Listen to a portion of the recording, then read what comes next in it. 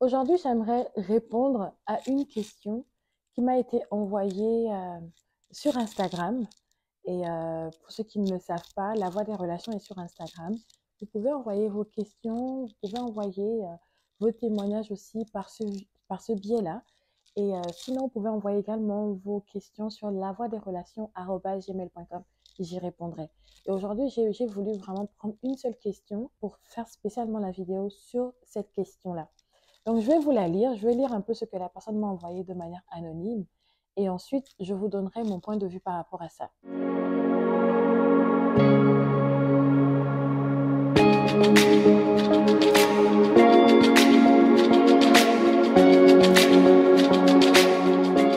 Bonjour, j'espère que vous allez bien. J'ai un petit souci. J'aime quelqu'un et lorsque je lui dis un truc qui m'a frustrée, la plupart du temps, ça finit en bad mood parce que parfois ses retours me mettent encore plus mal. Du coup, à un moment, j'ai commencé à hésiter à lui dire lorsque j'ai un ressenti. Mais la réalité, c'est que je finis toujours par lui dire. Et aujourd'hui, j'ai été brisée de savoir qu'il a développé quelque chose de pas bien, à savoir le fait de me cacher des trucs, même simples, de peur que je ne me sente frustrée. Je me dis que je devrais peut-être éviter de tout prendre à cœur, ce qui me pousse à toujours exprimer des trucs qui ne m'ont pas plu du tout. J'aimerais savoir comment me comporter face à ça. Dois-je éviter de tout prendre à cœur pour limiter l'expression de mes ressentis, donc les frustrations?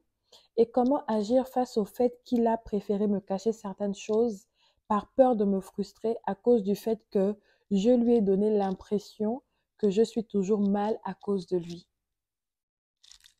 Il y a tellement de choses dans cette histoire.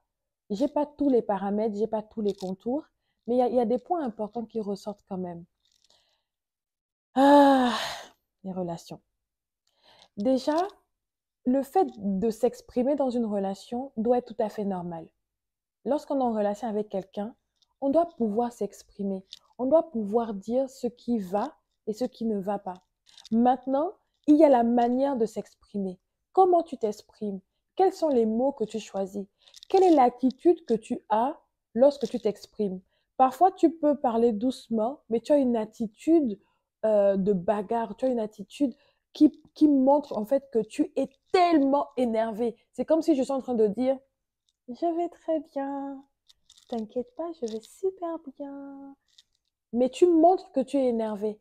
Et l'attitude, les gestes, le corps, lorsque tu t'exprimes, parle parfois plus que les mots que tu dis. Donc, il y a cet aspect-là. Quels sont les mots que tu utilises? Quelle est l'attitude que tu as lorsque tu t'exprimes? Comment tu viens expliquer à ton partenaire ce qui t'a frustré? C'est le comment qui est important. Là, tout de suite, de comment je lis, c'est le comment qui est important. Parce que si tu arrives à t'exprimer et tu rentres dedans à chaque fois et tu viens comme un reproche, comme même pour le juger, en disant, tu vois, tu fais toujours mal ça, mais tu as vu comment tu fais tes choses, c'est toujours comme ça et ça m'énerve et ça me frustre et ça m'exaspère. Et si à chaque fois, à chaque fois que vous avez un moment pour parler, c'est toujours pour ramener des choses qui t'énervent, qui te frustrent et tu le juges et tu dis des choses qui ne, en fait, il n'y a que ça dans la relation. À un moment donné, il y a un déséquilibre. Parce que c'est vrai, on a le droit de s'exprimer, on a le droit de dire ce qui ne va pas, mais la manière dont on le dit est important. Maintenant, dans la relation, c'est pas seulement ce qui ne va pas qui doit être mis en avant. Il faut apprendre à valoriser l'autre. Il faut apprendre à faire des compliments. Il faut apprendre à dire merci pour ce qu'il fait aussi de bien. Comme ça vient un peu équilibrer le fait que il y a des choses qui te frustrent, il y a des choses qui ne sont peut-être pas bien faites, mais il y a quand même des choses qui sont bien. Parce que finalement, on est des êtres humains imparfaits. Ça se trouve que tu peux faire aussi des erreurs et peut-être qu'il ne te le dit pas forcément. Et là, justement, comme tu l'as expliqué, il a développé ce côté où il se retient de s'exprimer parce qu'il se dit que s'il va te dire quelque chose, ça va prendre une ampleur et il va se dire, mais comment je vais gérer ça?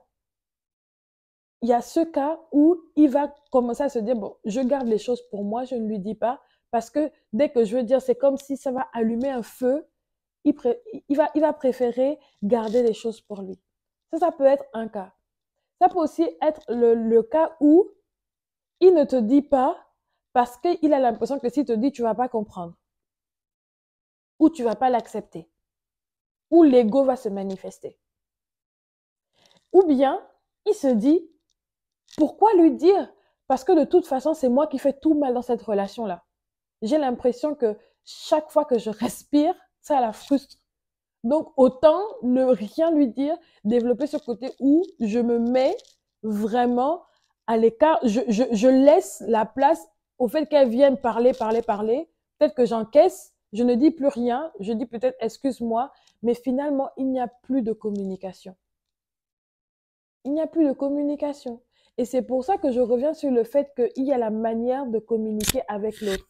Il y a la manière de dire les choses. Il faut que vous appreniez, de ce que je veux donner comme conseil, le langage de l'autre. Quel est le langage d'amour de ton conjoint, de ton partenaire? Et ton partenaire doit également apprendre quel est ton langage d'amour. Et vraiment chercher à équilibrer. Il n'y a pas que des frustrations dans une relation. Il y a aussi des choses qui sont bien faites. Et parfois, pose-toi également la question, est-ce que c'est vraiment ce qu'il fait qui te frustre ou bien c'est parce que tu espères qu'il fasse des choses qu'il ne fait pas et ça te frustre? Est-ce qu'il y a des choses à l'intérieur de toi que tu n'as pas travaillé ou réglé qui font que tu as une perception qui est biaisée, qui passe par ce filtre-là? Est-ce qu'il y a des choses qui n'ont pas été réglées et tu as maintenant un filtre devant tes yeux qui fait que tu vois les choses peut-être différemment de ce qu'il fait? Tu peux par exemple reprocher le fait qu'il ait mal mis tes lunettes quelque part, alors qu'au final, c'est peut-être pas ça qui te frustre vraiment, mais c'est le fait qu'il ne fasse pas attention à tes affaires en général. Tu vois, il y a tellement de choses, c'est pour ça que j'ai pas tous les contours, mais retiens que il est tout à fait normal et c'est un droit de pouvoir s'exprimer. Il faut absolument s'exprimer dans une relation. Il faut absolument bâtir la relation avec la communication. Comme je dis sur la voie des relations, la communication est le carburant d'une relation. Maintenant, la manière de s'exprimer doit vraiment venir d'abord du caractère. Il faut travailler parfois sur sa manière de communiquer, les mots qu'on choisit, est-ce qu'on parle dans le langage de l'autre. Toutes ces choses, c'est vraiment un package que je t'encourage, si tu as la possibilité, de lire mon livre Comment bien communiquer en temps de conflit. Parce que au milieu des frustrations, des conflits et du fait qu'il n'y ait pas une vraie communication, la communication est centrale.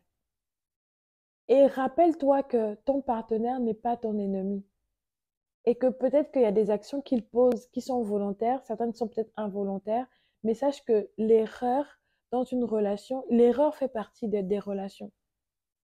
Et tu dois pouvoir arriver à communiquer avec lui et ne pas lui donner peut-être le sentiment que tu viens le juger et que tu viens toujours reprocher quelque chose et tu n'équilibres pas la balance. Je ne dis pas que tu dois prendre la responsabilité des mauvaises actions qu'il pose sur toi. Ce n'est pas toi qui poses ces actions-là. Mais vous êtes dans une relation et ces actions ont un impact sur toi, sur comment tu te sens dans la relation, sur le fait que tu veux vraiment pas avoir des mauvaises valeurs ou bien des mauvaises habitudes dans ta relation. Et je crois que il faut que tu regardes aussi d'abord sur toi.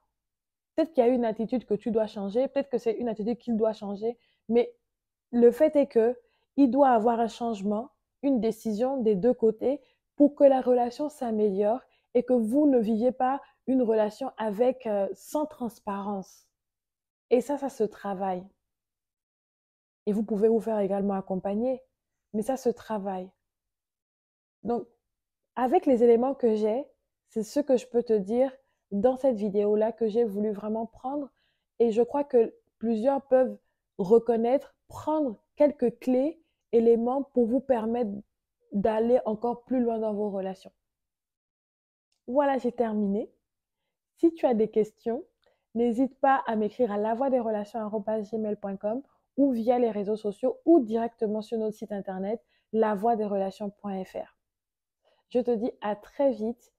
Active la cloche, abonne-toi si ce n'est pas encore fait, partage la vidéo pour que le plus grand nombre ait accès à ces valeurs qui sont les valeurs de la parole de Dieu qui nous permettent de bâtir et d'aller à contre-courant de ce que la société veut nous faire croire lorsqu'on vit des relations. À très bientôt, que Dieu te bénisse, ciao.